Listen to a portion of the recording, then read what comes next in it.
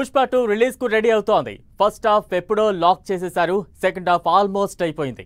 అయితే Pushpa 2 background music నుంచి Devi Sri ప్రసాద్ను తప్పించారని Thaman చేస్తున్నాడంటూ social మీడియాలో రచ్చ జరుగుతోంది. దీనిపై థమన్ క్లారిటీ ఇవ్వగా ఆయన మాటలతో దేవి ఫీల్ అయ్యాడట. ఇంతకీ థమన్ ఏం చెప్పాడు? డీఎస్పీ ఎందుకు ఫీల్ అయ్యారు?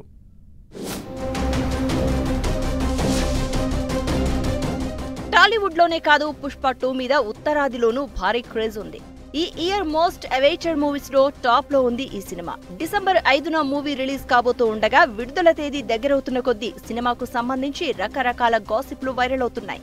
పుష్ప 2 బ్యాక్గ్రౌండ్ స్కోర్ కోసం దేవిశ్రీ ప్రసాద్ను మార్చారు అనే రూమర్ సెన్సేషన్ క్రియేట్ చేసింది. అనుకున్న టైంకు మూవీని రిలీజ్ చేయాలని ఓవైపు షూటింగ్, మరోవైపు పోస్ట్ ప్రొడక్షన్ వర్క్ వేగంగా చేయిస్తున్నారు సుకుమార్.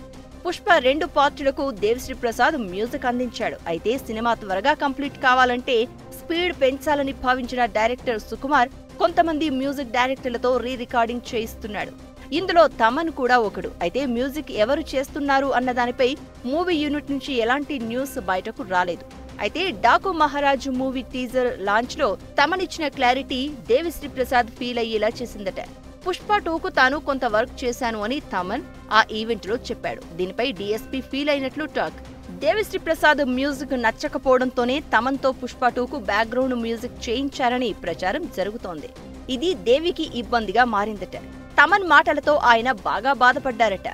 మూవీ టీం రియాక్షన్ ఎలా ఉంటుందో చూడాలి మరి. ఇదంతా ఎలా ఉన్నా పుష్ప 2 ట్రైలర్ లాంచ్ కోసం ఫ్యాన్స్ ఈగర్ గా వెయిట్ చేస్తున్నారు. 2.5 నిమిషాల వీడియోలో పుష్పరాజ్ అరాచకం శాంపిల్ చూపిస్తారని తెలుస్తోంది. మూవీ మీద ట్రైలర్ మరి అంచనాలను పెంచడం ఖాయమని ఫిల్మ్ నగర్ వర్గాల టాక్.